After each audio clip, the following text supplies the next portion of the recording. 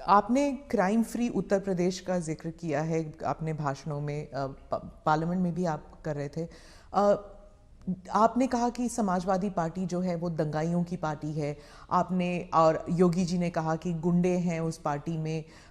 तो क्या आप और समाजवादी पार्टी कहती है कि उनकी खामियां हैं और इसलिए वो हम पर एलिगेशंस करते हैं। क्या आप कैटेगोरिकली कह सकते हैं कि यूपी जो है वो क्राइम फ्री की तरफ बढ़ रही है और ये हो सकता है, संभव है?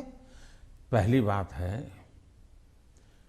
कि जब लोग उत्तर प्रदेश में सुरक्षा के विषय की चर्चा करते हैं तो वहाँ के सामान्य मानवी के मन में पिछली सरकारों में जो उन्होंने मुसीबतें झेली है, जिस प्रकार से गुंडा राज चलता था, जिस प्रकार से माफिया की इच्छा के अनुसार ही सरकार के बाबुओं को काम करने के लिए मजबूर होना पड़ता था, जिस प्रकार से इस प्रकार के दबंग लोगों को सरकार में एक प्रकार से प्रतिष्ठा थी, आश्रय था, ये सारी चीजें उत्तर प्रदेश ने बड़े निकट से देखा है।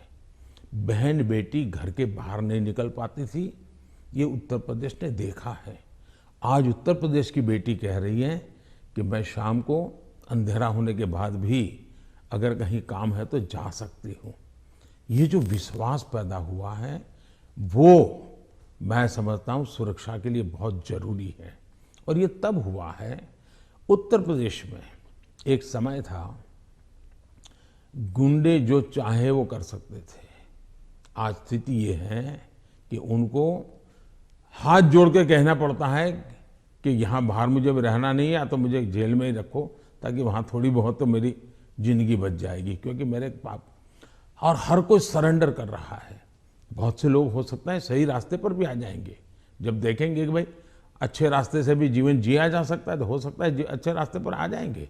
लेकिन योगी जी ने सुरक्षा को प्राथमिकता दी है, कोई कॉम्प्रोमाइज नहीं किया है। कुछ लोगों को उसके कारण तकलीफ हो रही क्योंकि उनका कारोबार वही था। आज खास करके माताओं बहनों को जो सुरक्षा मिली है ये बहुत ही महत्वपूर्ण है। अब आप देखिए इतना बड़ा कुंभ का मेला हुआ, यानी हमारे देश में हुए कुंभ के मेलों में सबसे बड़ा कुंभ का मेला योगी जी के कालखंड में हुआ। करोड़ों की तादाद में लोग आए, कोई कानून व्यवस्था की समस्या नहीं हुई, कहीं चोरी की भी खबरें नहीं आई, जेब कतरे की खबर नहीं आई।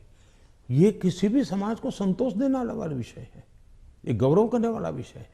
और हिंदुस्तान में अगर सुरक्षा को प्राथमिकता दी जाए तो बुरा क्या है? नहीं, बुरा नहीं। जैसे सुरक्षा की बात चल रही है तो वो कहते हैं कि वहां पर एक जुडिशियल प्रोसेस नहीं है, ठोकों की राजनीति चलती है। अगर योगी सरकार ने डिसाइड कर लिया कि फलां जो है वो गुंडा है या उसका कारोबार जो है उसमें कोई डाउट है तो उसको जेल में डाल दो, मतलब एक जुडिशियल प्रोसेस नहीं है, वो कहते हैं। देखिए, हिंदुस्तान की जुडिशरी वाइब्रेंट है, हिंदुस्तान की जुडिशरी बहुत ही सक्रिय है और कभी कभी तो प्रोएक्टिव है। अगर ऐसा कुछ भी हुआ होता तो हिंदुस्तान की जुडिशरी ने जरूर कदम उठाए होते। और पीआईएल करने वालों की कमी नहीं है हमारे देश में। ऐसी बहुत बड़ी जमात है जिनकी रोजी रोटी पीआईएल पर है, तो वो तो तुरंत पहुंच जाते हैं, लेकिन ऐसा कुछ नहीं हो रहा है। मतलब वो न्यायिक प्रक्रिया के आधार पर काम करते हैं। पर जैसे जैसे लखीमपुर खेरी का इंसिडेंट हुआ था और वो टेनी अभी भी जो हैं वो he still an important person BJP के लिए। तो ऐसे कई इंसिडेंट्स हैं, उसको लेकर जो वहाँ पर जो समाजवादी पार्टी है it has been successful in saying कि अगर कोई बीजेपी के साथ है तो वह वाइट वॉश हो जाते हैं उनके सारे क्राइम्स। मैं यही तो कह रहा हूँ कि सुप्रीम कोर्ट जो कमेटी बनाना चाहती थी राज्य सरकार ने सहमति दी। सुप्रीम कोर्ट जिस जज के नेतृत्व में तपास करना चाहती थी राज्य सरकार ने सहमति दी। राज्य सरकार ट्रांसपेरेंसी से काम कर रही है, तभी तो सुप्रीम कोर्ट की इच्छा के अनुसार सारे निर्णय करती है।